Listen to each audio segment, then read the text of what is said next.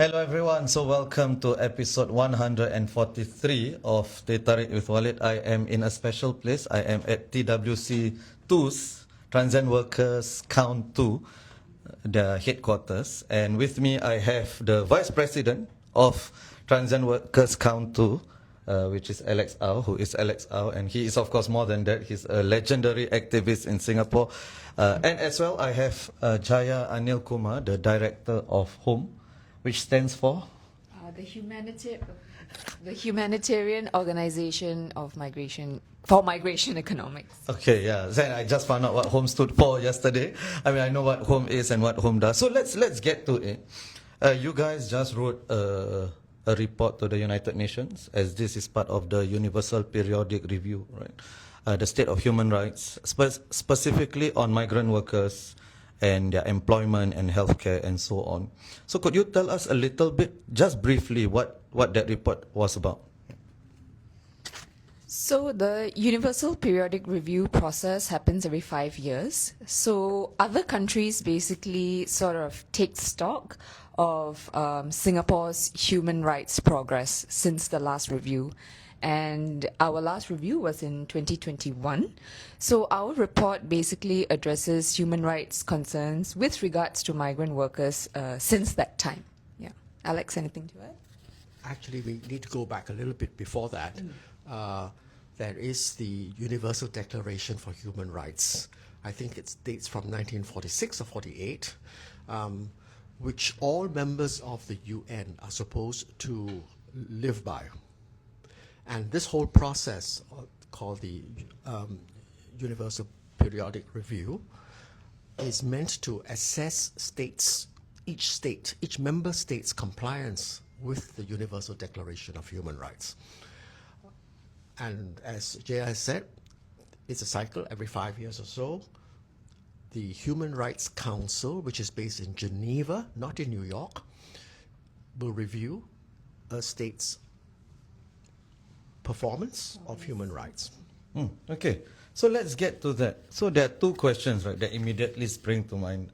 First of all, you know, you're a long-time activist, you know the standard accusation or refutation to what you do is, no, this is a Western idea of what human rights is, so why is it applicable to a country with Asian values like Singapore? Then the next one, I think, is maybe a more recent critique. Since Gaza, does the United Nations mean anything? Their pronouncements on human rights, would it even mean anything? I think the example of Gaza actually means a lot. The fact that it is such a contentious issue, that it garners such headlines, can only mean that it matters to people, which means that after these 60 years, right, it has come into the DNA of people generally that human rights do matter. Sure, there are a lot of failings and there are a lot of actors out there who can get away with violations, but it seems to be an issue if you try to get away with it. And I think that's what's important to remember out of all this. Now, you want to say something about Sure. Gaza at this point before? You can go ahead.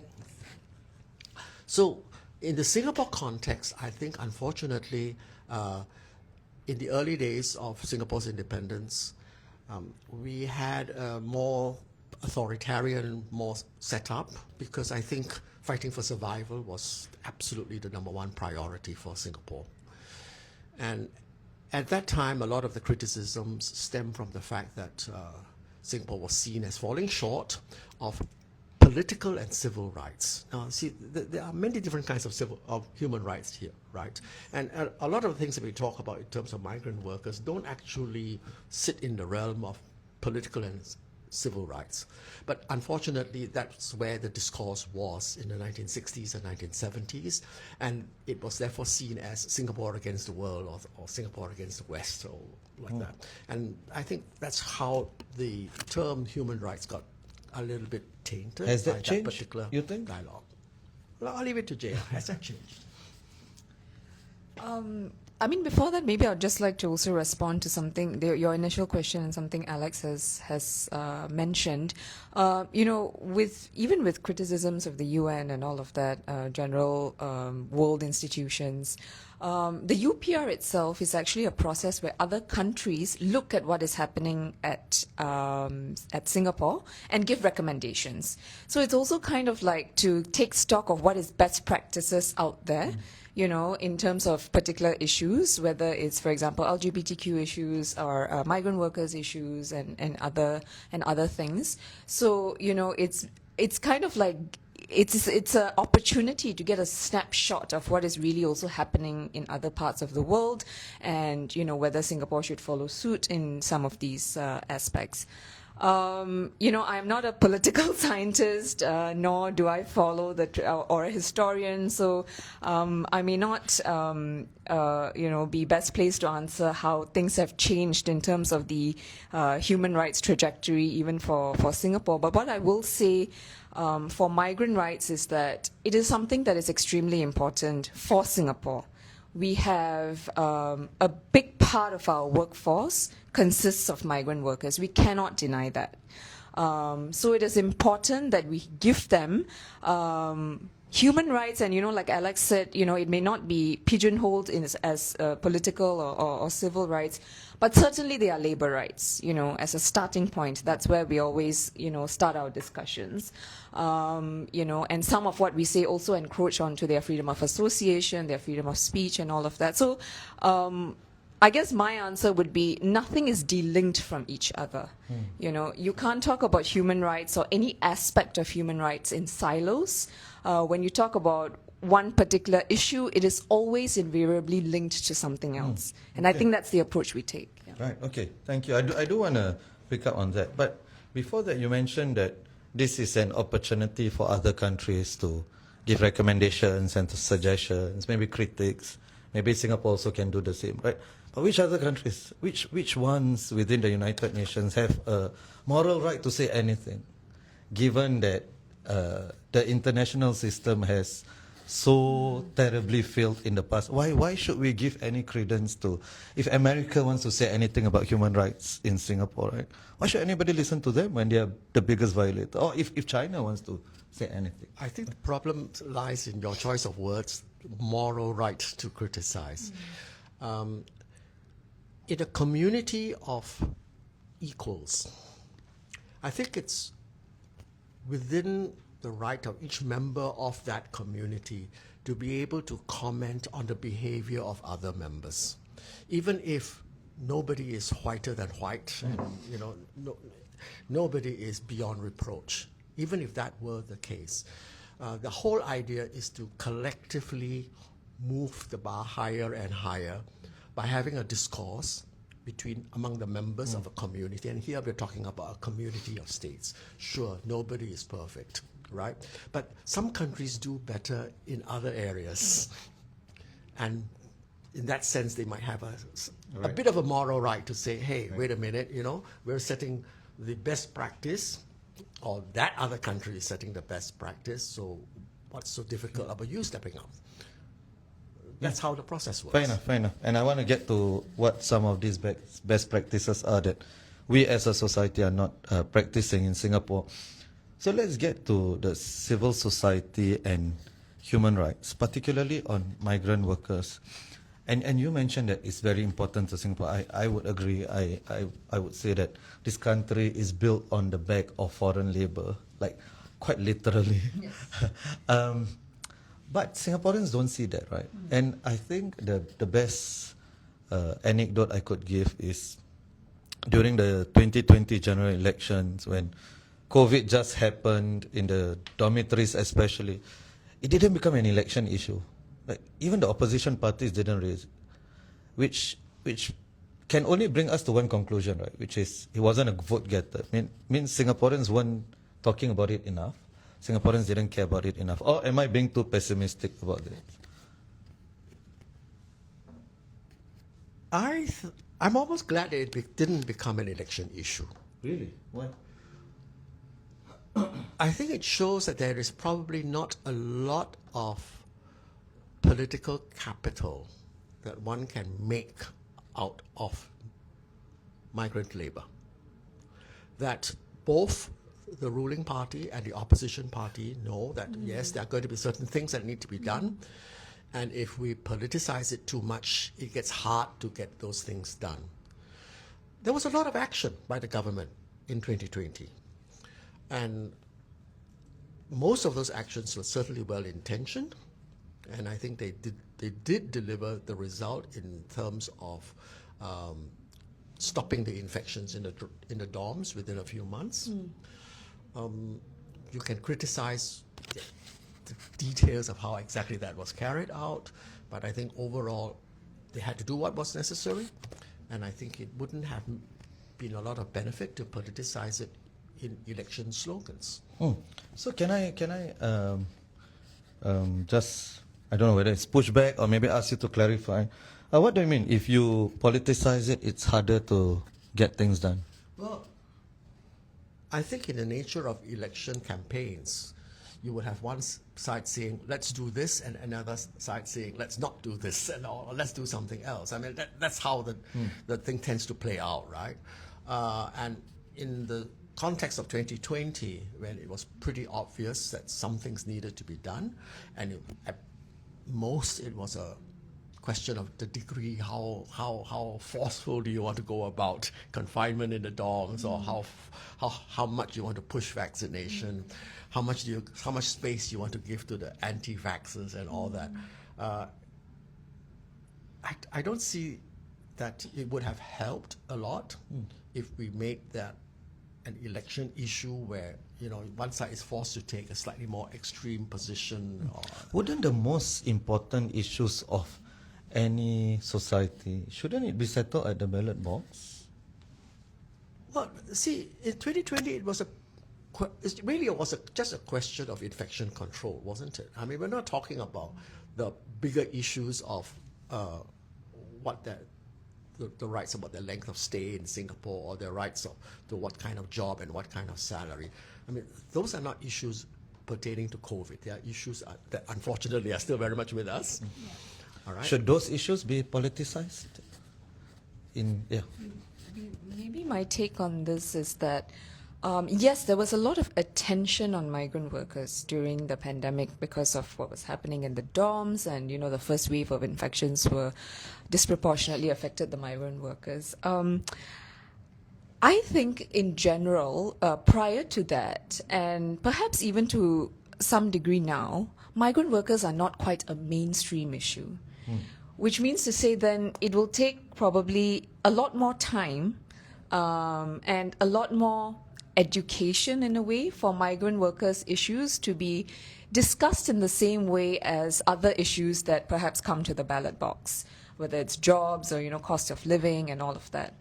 And I say this because from, I guess, our observations, human rights, because that's generally what we are speaking about today, especially with regards to migrant workers, tend to be seen as a zero-sum game, which is that if the migrant workers as a general population get something, does that take that away from me as a Singaporean, you know? And often it's also the issue of cost, you know. Let's take the lorry issue, right? Home wrote a report about it last year. And the issue of cost was a very, very big question we had to grapple with, and we said it very explicitly in the report that we shouldn't see all of this as a zero-sum game, right? So I feel like that is probably not the reason, and I'm again, not saying this with certainty, but like probably one of the reasons why it has not been pushed into more mainstream political discourse. Right. I want to take our point that this is not a zero-sum game, and I'm going to give you something really, really hot off the press. Okay. Go for it. And this is very much a labor rights, human rights kind of question. Just this very morning in the High Court of Singapore, we have a case, a TWC2 case, which was argued before the High Court. It had to do with a worker, a migrant worker in this case, but it could have been any worker, a migrant worker in this case, because we work with migrant workers, who had a salary structure in his contract involving a basic salary and a fixed allowance. His beef was that the employer did not pay me overtime pay correctly for my overtime work, but instead applied the allowance in lieu of overtime pay. And that was a question before the court. Can an allowance be repurposed as overtime pay when it was meant as an allowance for whatever it was? The court ruled no. Overtime pay must be separately calculated by the hour. You cannot repurpose an allowance for overtime pay. Now, this is a victory for that worker, well and fine. But because it's a high court, Yep. it's now set a precedent Right. that will benefit all Singaporean employees. Right. So it's not a zero-sum game, Right. right? Yeah. It's an everybody wins Right. kind of game. Well, in that specific example, right, at least, what about when people say, not that I agree with it, but when people say, if lorries, you were to transport them in proper vehicles, then cost of everything would rise. And that would disadvantage the Singaporean worker, the Singaporean consumer. I'm actually not convinced that the costs will rise significantly. You have to find a vehicle, whether it's a lorry or a bus. I obviously don't know the cost of lorries versus cost of buses, but I can't imagine they're that far apart. And each vehicle needs just one driver. It's not as if one vehicle needs 6 drivers and the other vehicle needs only one. So I just can't see that is a genuine distinction regarding costs. Right. No, thank you. That example is an extremely good one. So, with regard to your own work in home and TWC2, right? Where do you see yourself? Where do you position yourself when you within civil society and when you discuss human rights? Do you? I don't know. Maybe I am misinterpreting what you said, or maybe you can clarify. So, is it the way you go about your activism? Is it strategic activism? Is it pragmatic dissent, or what do you call it? That's exactly what I want to Please. avoid. Labels. Yes. That's exactly what Okay, I want. so describe it. You don't have to use a label. You describe it. Okay, I think your question is how do we go about it, right? I think Jaya and I we've been through this question many times. Many people have asked us, and I think Jaya will in due course or very quickly give you her take on it. But the way we see it is this. It is not very helpful to use vague labels like it's a human right. Just calling it a human right doesn't mean anybody's going to be convinced about it. Instead, what we prefer to do is to talk about the specifics and say, look, this is what is happening to certain workers that we know, and we speak about it in terms of an innate sense of justice that basically all humans have. Does this feel fair? Does this feel right? Does this lead to Singapore's better, greater interest? Is it in the public interest to allow this kind of thing to happen, right?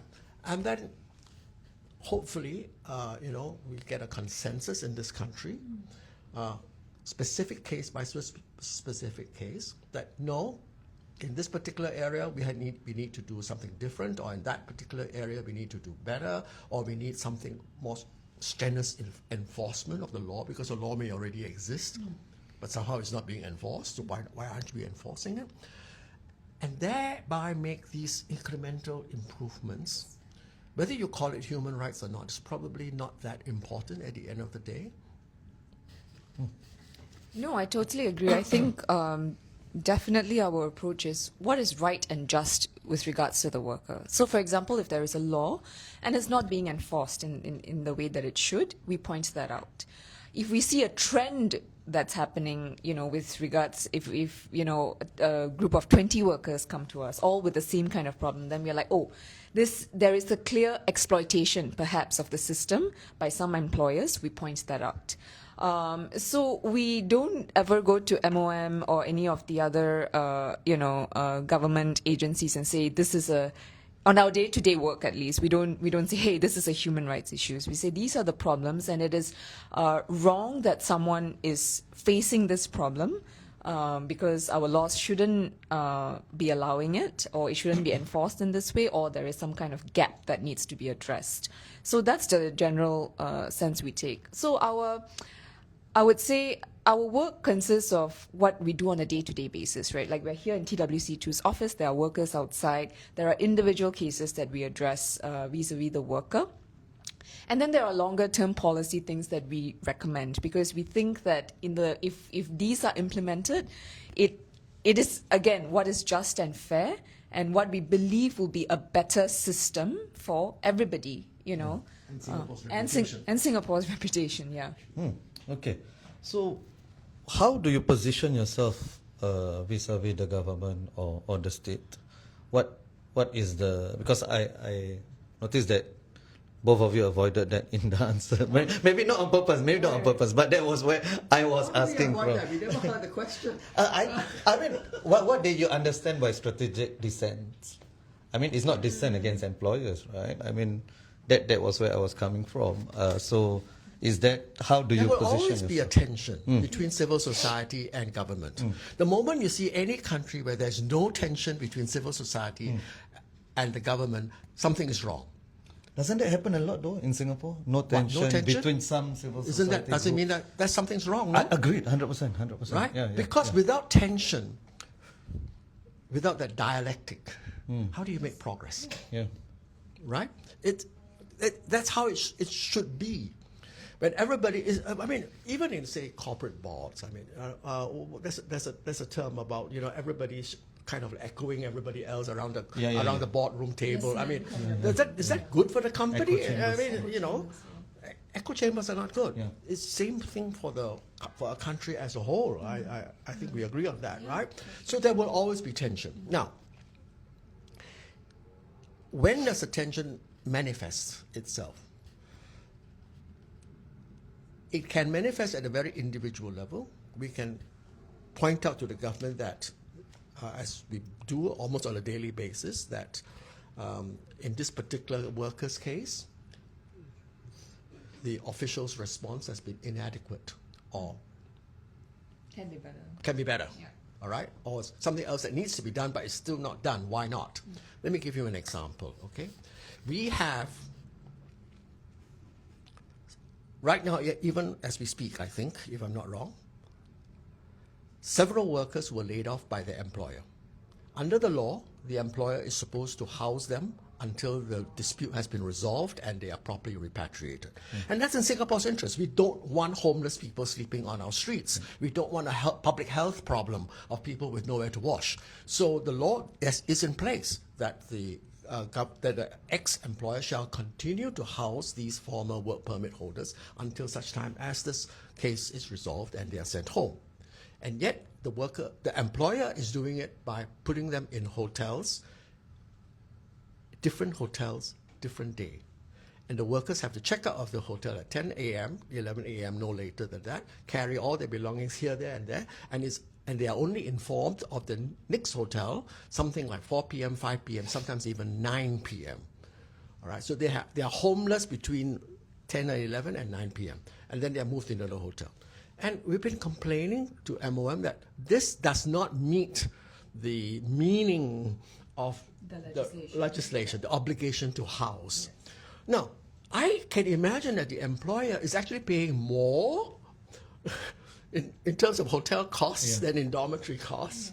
So why is the employer taking on these costs, extra costs, right? Well, I don't want to speculate too much, but it's not hard to imagine that there are other motives other than economic or financial. And of course, it'd be good to have to say, MOM, why is no action being taken? It's been a month. In fact, it had been going on for a month, since the middle of December. So on an individual case, there will be that discrepancy. And I'm sure there are plenty of cases that they handle at home, right, where they have to point out that, no, we don't agree with what has been done so far. But on a strategic level, and I'll leave it to you, and on a policy level, on a group level. So that was the point that I was kind of going to make also. totally agree with Alex. There will always be a tension. The extent of the dissent, as you say it, really depends on the issue that we are trying to advocate for and how we want to do it. So if it's an individual case level, it'll be, back and forth emails, why is this happening and all of this. Sometimes we will publicize things on social media, more so to alert the public that this is an issue that is happening.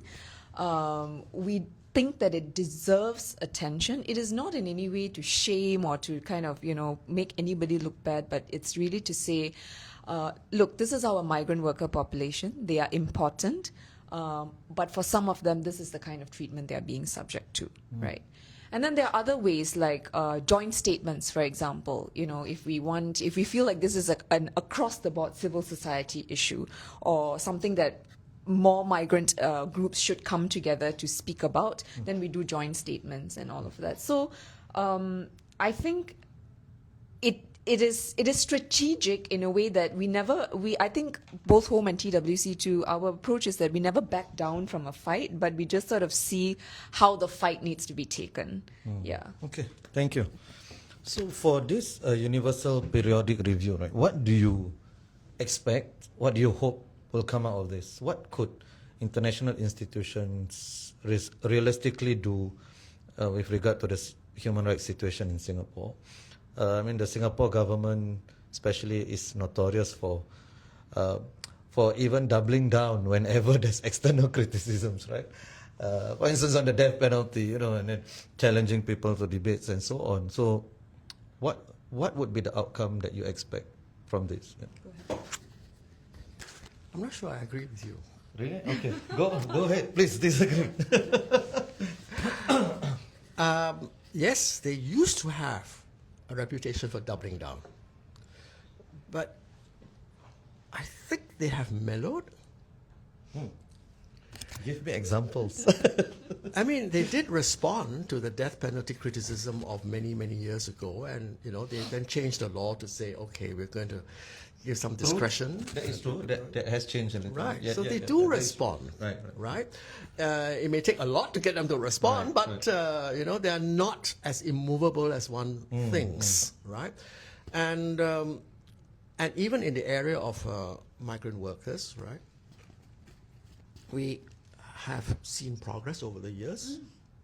Tiny steps, of course. Extremely slow, always like 8 years too late, that kind of thing, right? But we have seen. We've been pressing, for example, that all migrant or all employees. Okay, again, a lot of the things that we fight for apply both to citizen workers as well as to migrant workers. That all employees should be paid through the bank, because then the bank will always give you an objective, neutral, third-party record of exactly how much your employer has paid you. Because if the employer pays you in cash, the employer can pay you less than what was agreed, and then there'll be no trail, no documentation to show exactly how much you received. It could be your word versus the other party's word. So that's a very, very good situation, and we've been pressing for it. And over the last 10 years, the MOM has been encouraging employers to do so. We feel that they are not doing enough. We feel that they're still too light touch. And there are whole swathes of migrant workers, like domestic workers, who are not covered by the rule. So there's a lot of work to be done. But when I started volunteering more than 10 years ago, I think even among the construction workers in the dormitories and so forth, only about 30-40% were paid through the bank. Now it's in the 90s, something 95, 98%. All right?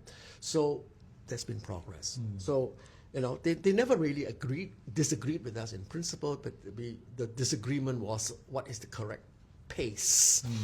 All right, faster or slower, push harder, penalties or no penalties, and that kind of thing. Now, at the UPR process, there's one thing about the Singapore government which, in a way, stands them in good stead. The reason why they are seen as difficult is simply because they genuinely believe that if they undertake to do something, they must do it. They must achieve it. A lot of countries don't quite subscribe to the same standard. The Singapore government is very proud of that standard that is set for themselves. If we promise something, we will deliver. But that means they're very hesitant to promise, right? Okay, but we've seen situations where they have promised, tiny little improvements, and they've kind of like delivered. So maybe what I'll also add, given that the UPR is upcoming and everything, I think the biggest shift we have seen, even since 2021 to now, is that there is definitely greater public awareness about migrant workers. I think we have seen that more students are coming to us saying, hey, we want to do something on migrant workers. I'm writing my thesis on migrant workers. This was pretty much unheard of, I think, pre-pandemic. And I think a lot more people want to do activities with migrant workers. And so I think there is greater public awareness. Of course, like I mentioned before, I think a lot more needs to be done. And also, like Alex have said, but, I don't know whether that will translate into, the government making more commitments vis-a-vis migrant workers in this UPR cycle. But there is definitely that shift, which I would like to point out. Would the government committing to anything require people buying into your ideas first? Does it happen like that? Or do you just think that the change can happen at the elite level without people buying into it? I'll give an example. I think, so currently there is a mandatory rest day for domestic workers. It is once a month, right? It cannot be compensated away. So the domestic worker has to take the rest day. I believe from the time in which the policy was announced to when it was implemented, there was about a 1.5 year gap. So I think with migrant workers, that's the general kind of, that's what we generally see. So there is a lot of time for people to get used to the idea. Again, and this goes back to what I was saying earlier, because I think there's a general sense of that zero-sum game, So mindset. the government moves before the people moves, you think? Would you say that, Alex? On migrant workers. Isn't that what governments are supposed to do sometimes? Right. Take the lead. I mean, they are supposed to do, but governments usually do not do, right? And even our government will not do that on some issues, right? So, like 377A, they were waiting for people to... And I was just going to say, in some issues, it's clear that that's what they have done. And we say, actually, for migrant workers, more needs to be done in that respect, right? Move because it's the right thing to do, rather than be afraid of the backlash or whatever it is that there are some things that we just need to move on. I think the problem tends to be that when you talk about the people, we're actually talking about a whole mix of different kinds of people with different personal circumstances and different worldviews, and usually at the people level, at ordinary people level, they may not have the time to grasp the big picture, right? And it's very easy, therefore, to say, okay, this is going to affect my pocketbook immediately. I'm going to have to pay more, whatever it is. But they may not realize that in the long term, it's actually better to take this step now. Let me give you an example. Okay, we've been going on about. I think when I say we, I think it means home as well. We've been going on about abysmally low salaries for migrant workers. Okay, they have not really budged very much, especially in relation to the cost of living. But there was this recent article in the Business Times last year, not that recent, October, where the journalists themselves were saying that, okay, this is going to be a problem. We've been saying that migrant workers in Japan and Korea and other countries are receiving the mandated minimum wage of those countries, which is somewhere in the region of about 1,800 Singapore dollars a month, 2,000 Singapore dollars a month. And here we are paying our construction workers, our domestic workers, $400, $500 a month. Now, Japan and Korea and some other countries like Taiwan, for example, are opening up their markets to migrant workers. And soon, more and more migrant workers will be attracted to working there rather than working in Singapore because our salaries have remained very, very low. Now, this is a situation where if you ask a man on the street, right, should we pay more? He would say, why should we? You know, it's going to cost me more, right? But at the government level, you should be able to see 20 years hence, 10 years hence, 20 years hence. Look at the birth rate in your source countries. Are there going to be enough Indians, enough Bangladeshis, enough Nepalis or whatever for your next generation of migrant workers? And if you do nothing to gradually push up migrant worker salaries to keep up with the competition, meaning Japan, Korea, Taiwan, Canada, Australia, European Union, then Singapore's going to lose out, right? We're going to get harder and harder to get the right skilled people that we're going to need.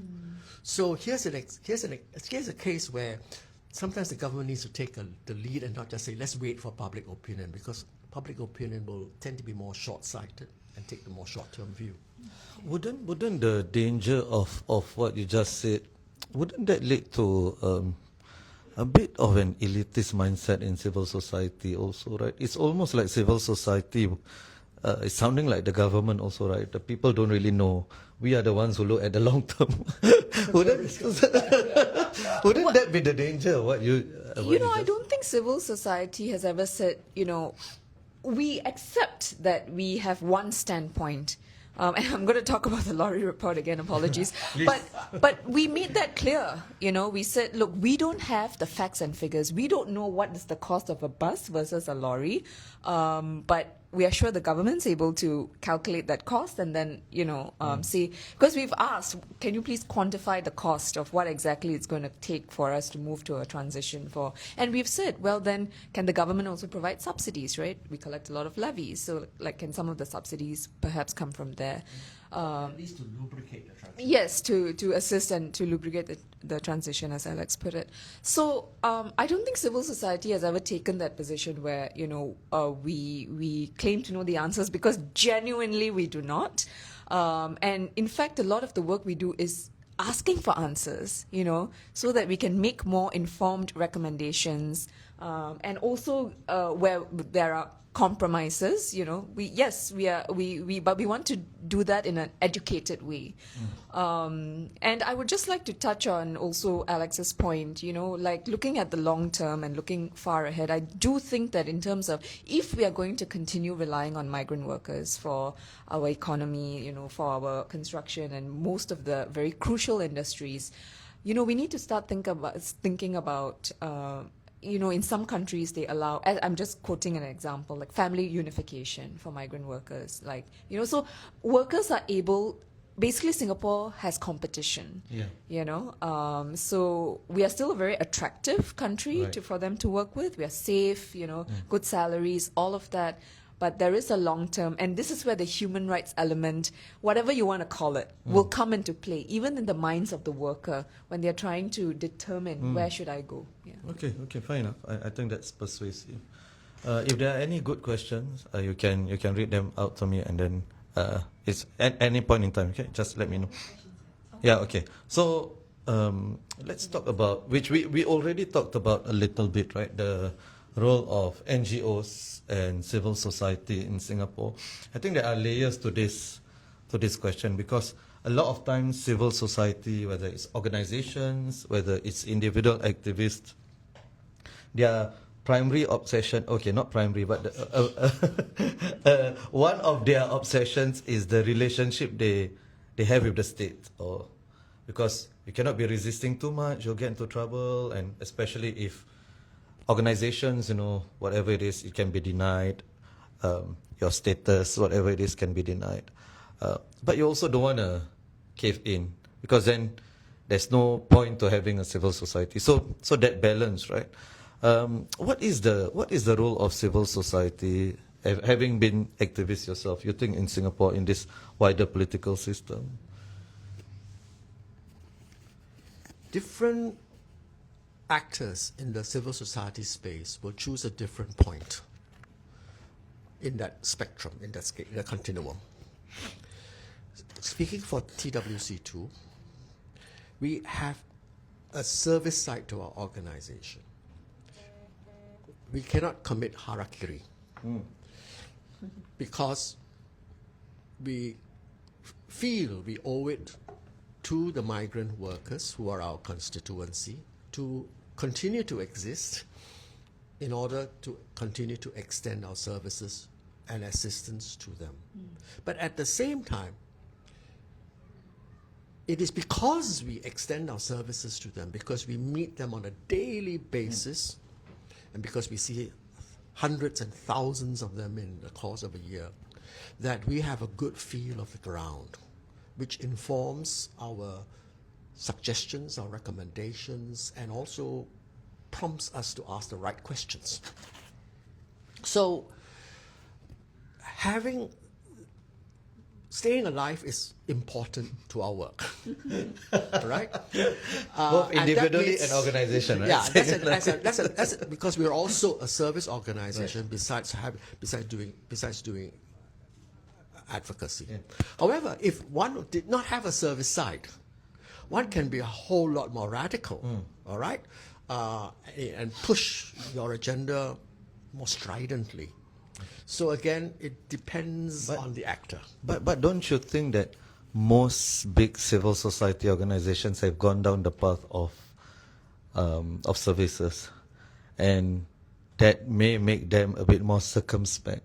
I can give three examples, right? You mentioned one, TWC2, Aware is another. You can think of the Association of Muslim Professionals, where you can see that their predisposition, or their disposition rather, change over time.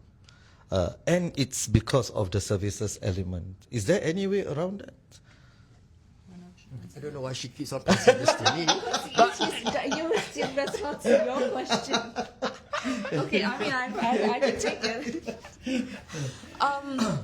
I think when it comes to forms of activism, there are plenty, right? There is, the quiet type of activism, which is what I think we were talking about, and then there's like the civil disobedience. And I think in Singapore, actually, the whole range of the whole spectrum of activism is in fact practiced. And if, for lack of a better term, if you have less to lose or you have nothing to lose, right? You're not putting an institution or an organization or a service provider on the line, then you can go for a more quote-unquote radical, and I use this term loosely, a form of activism to get your point across. And I think that has worked in Singapore, right?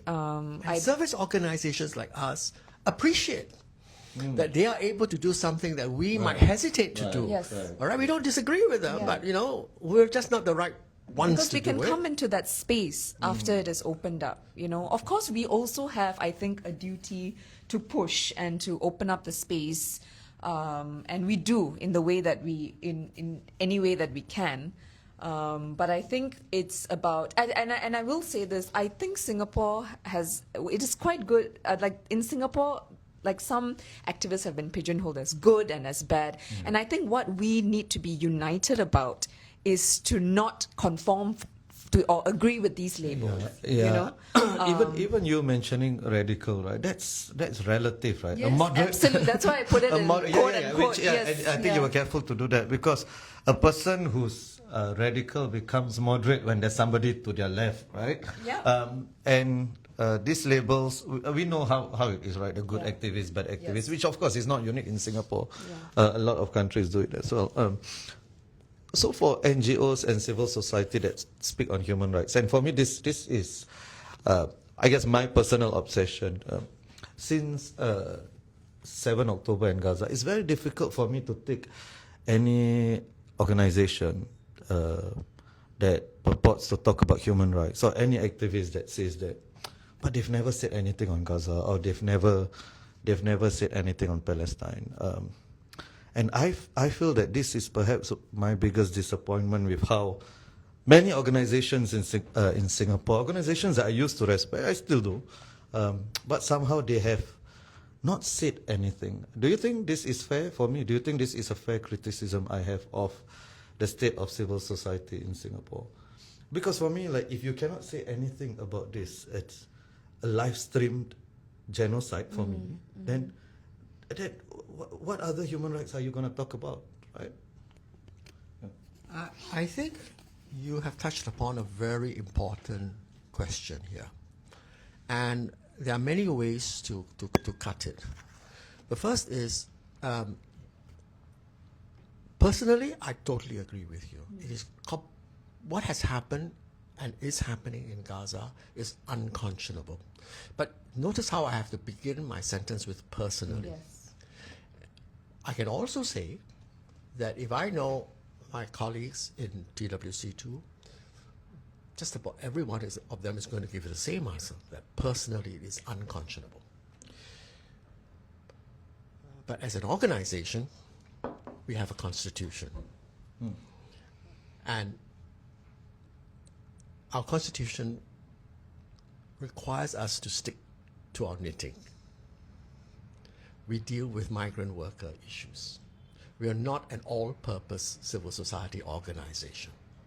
Next thing you know, there may be other people asking us for our opinion about abortion.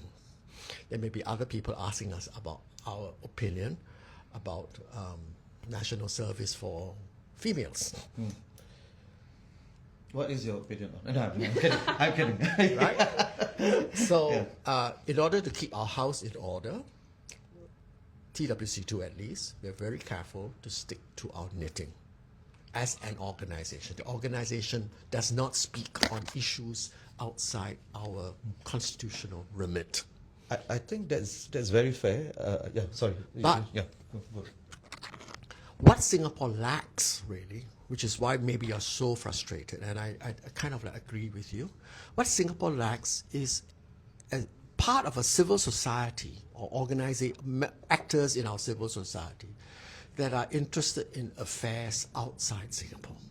We don't have that type of civil society that are interested in, say, huge environmental issues on the high seas, say the plunder of the oceans.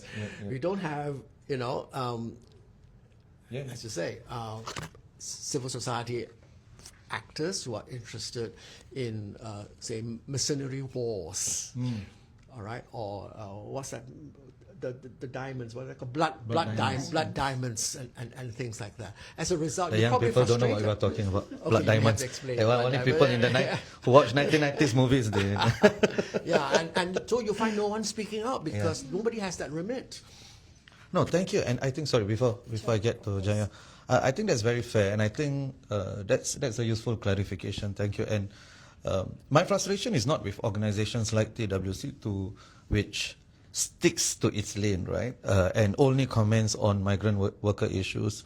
I have seen organizations where they will comment on, like, Roe v. Wade was overturned and there were statements given, which has nothing to do with Singapore. I mean, that is a sort of a settled issue in Singapore. So if you could do that for other situations, why not this, when clearly the violations are far more egregious? It's not even in the same ballpark, right, with Roe v. Wade or anything, with what is going on. So I guess that's my frustration. And then I have to think that if we are talking about human rights, is it human rights or is it selective human rights? And if that's the case, then what is the moral weight behind whatever you are championing, right? I will answer that with, I guess, a situation that we might be familiar with as institutionalized organizations. And I'm not, I don't know what's behind the thinking of these other institutions, but I think we have to grapple with self-editing in Singapore and self-censorship. And that goes to, just like what, Alex said, I think in Holmes' constitution it's similar. You're only talking, this is your mandate and this is what you sort of stick to. And I think if you look at the larger the freedom of expression and the freedom of speech situation in Singapore, there is certainly a lot of self-censorship and a lot of self-editing. So I just wonder, I'm really not positing an explanation, but I really just wonder whether it is in some form, because sometimes people are like, oh, I want to say, should I say? Can I say? What will it cost me? It's a lot of that does happen in Singapore and within civil society. So I just want to offer that perspective. I think you're right. I think there's a lot of that that is going on. We have done almost 50 minutes, so just give me a bit more, okay? So what keeps you going, right? Because sometimes it's frustrating, right? You do the work that you do, and then you mentioned that 8 years later. You forgot about the course you started already. So, and I think it's very important, especially from Alex, right? A seasoned activist, and for people to care as much about issues at your age and still be as involved. I think that is maybe young people don't appreciate this as much, but I feel that sometimes when I do something and then things don't go my way, I feel so down, right? So what keeps the two of you going, especially when the returns are very minimal? Is it those small wins that keep you going? I think definitely, because both of us do casework, so we deal with individual case. Okay, I do. I do. I just hover over the shoulder. Oh, gotcha. Oh well, I'm involved in casework, and I think the seeing that you've made it may sound cliched, honestly, but seeing that the difference that you make in someone's life does keep you going, and sometimes it's also realizing that there is so much to be done.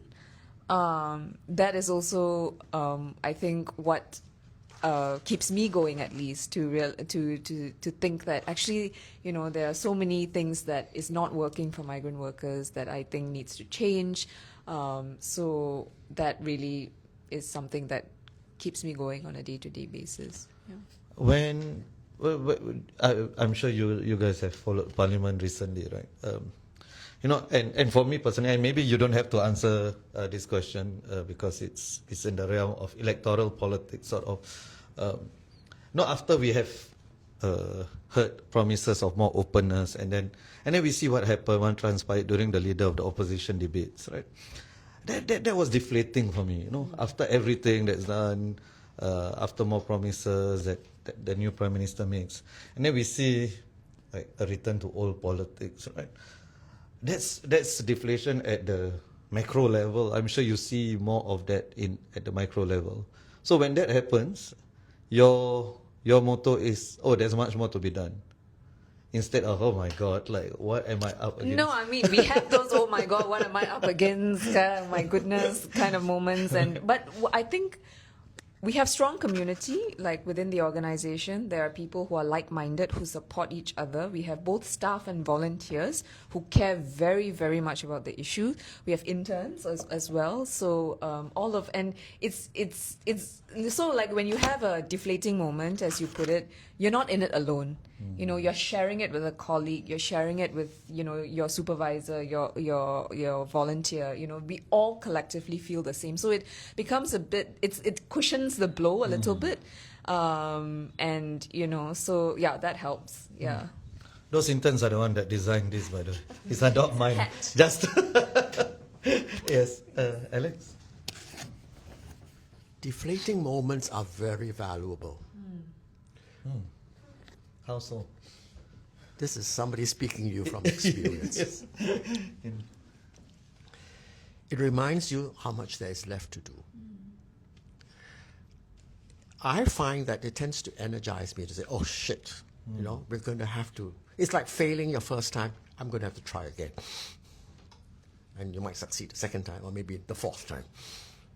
I think they are very, very, and it's good obviously to have a group of people together. You're soldiering on together.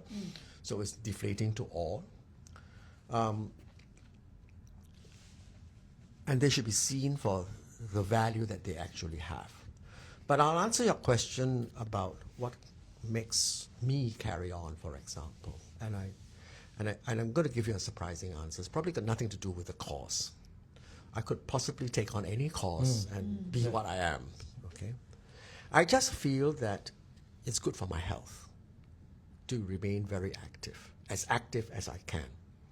And I think more Singaporeans of my age group should be doing the same. I wish it were the case. How's your blood pressure? It's actually very good. Really? 110 over 80 or 110 over 75. That's superb. Well done. Actually, there are a lot of retirees and semi-retirees at TWC too. We're a very retiree-friendly organization. We see great value in older people.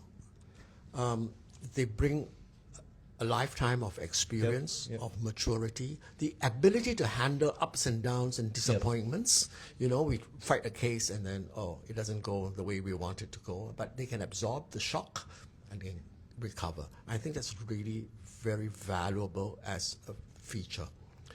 And we would love to have more older Singaporeans come volunteer with us. They have all the time in the world. They have all the skills in the world, professional skills out there, and we'll welcome them. Also, I think, in a way, we benefit from.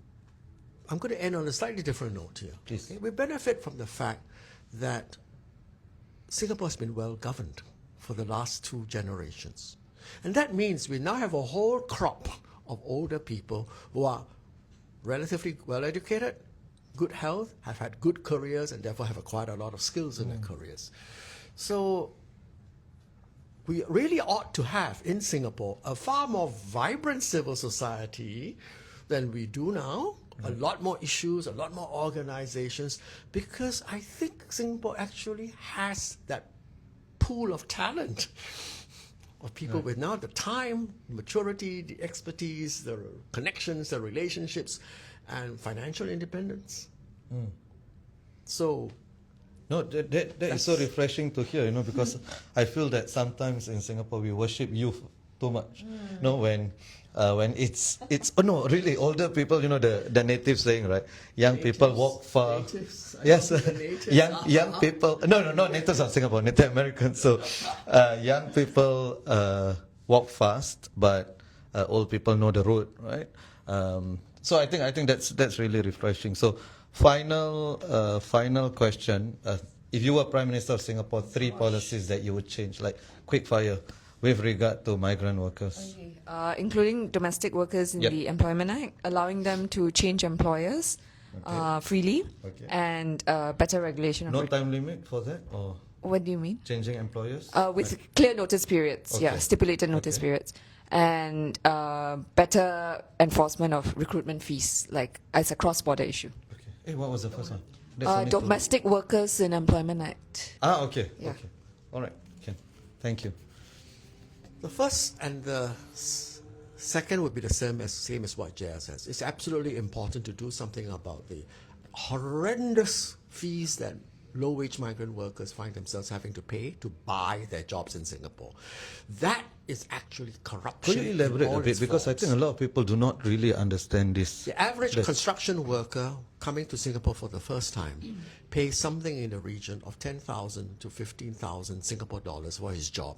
And he finds himself earning no more than $5,000 in his first year or $7,000 with overtime. So he's Right? He's paying 2 Bonded, years worth of salary. slave He's working bondage. for free for 2 Yeah, years. yeah, yeah. That is a completely unsustainable situation when Singapore is going to be competing against Japan and Taiwan and Korea for migrant labor in the years ahead.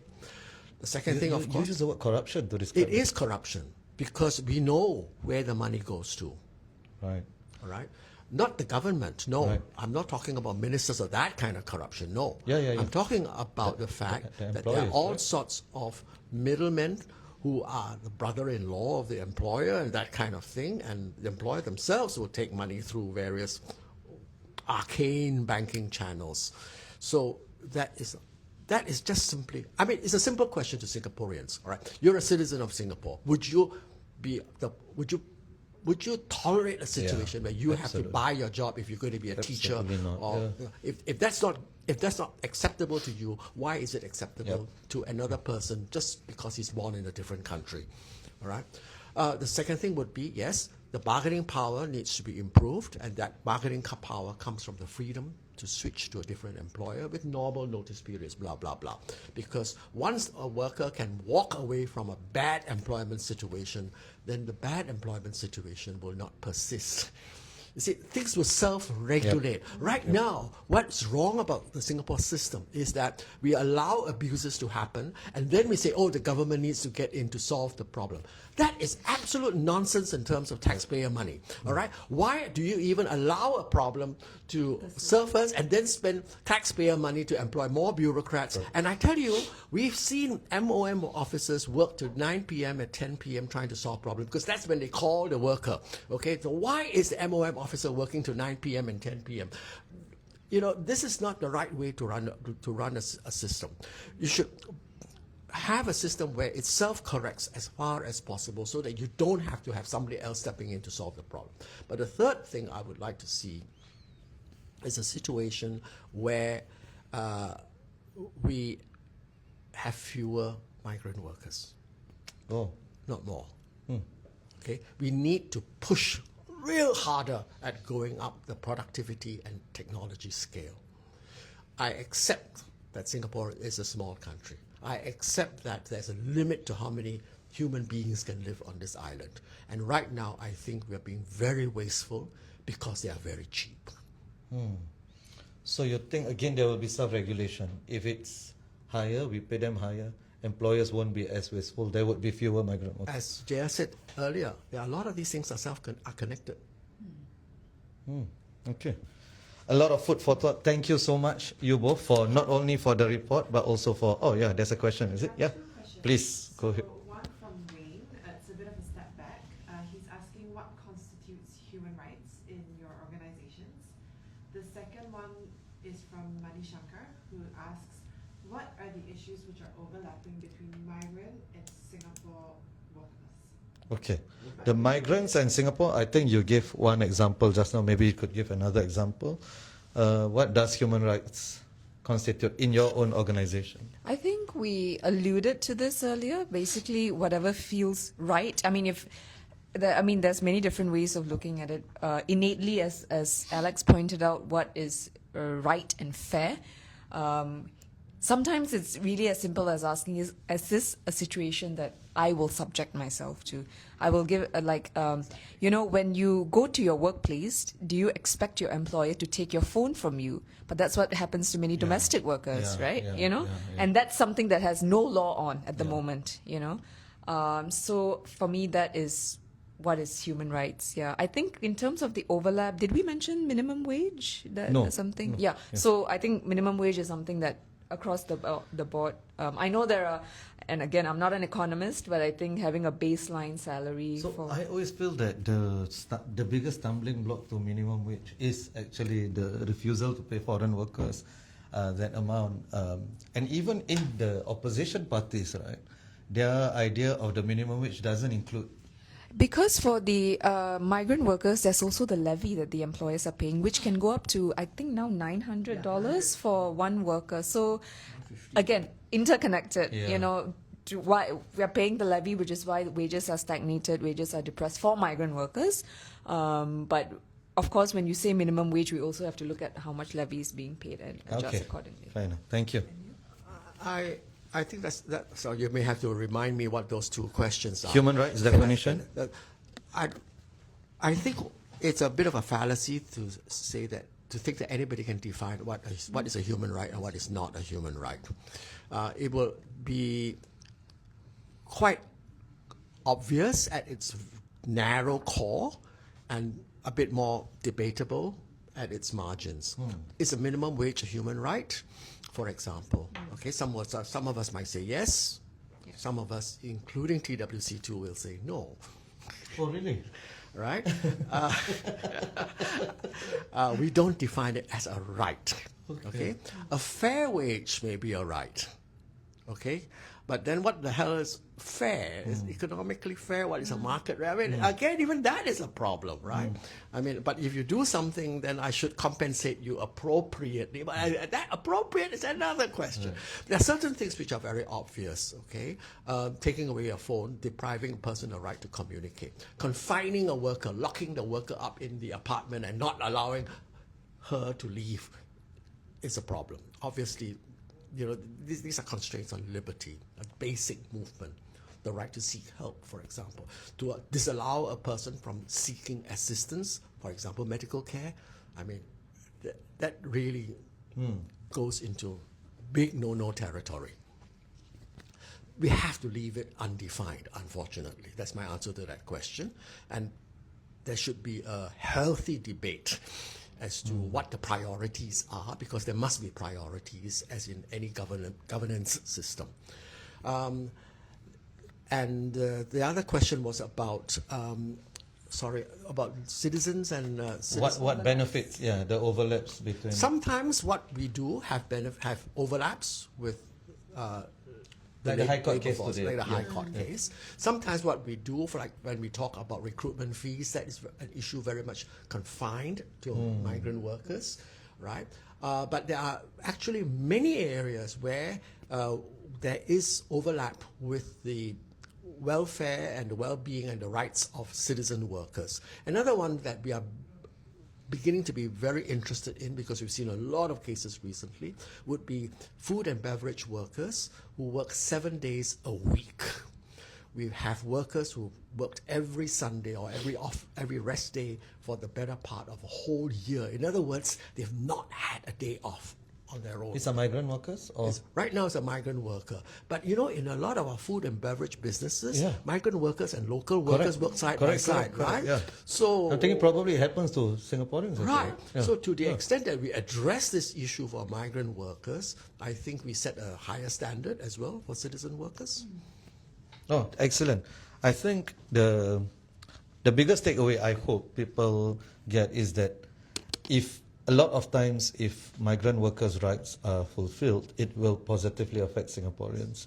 And also I hope in our lifetime the bondage thing, it really is eliminated, because that seems like a stain on our conscience, to be honest.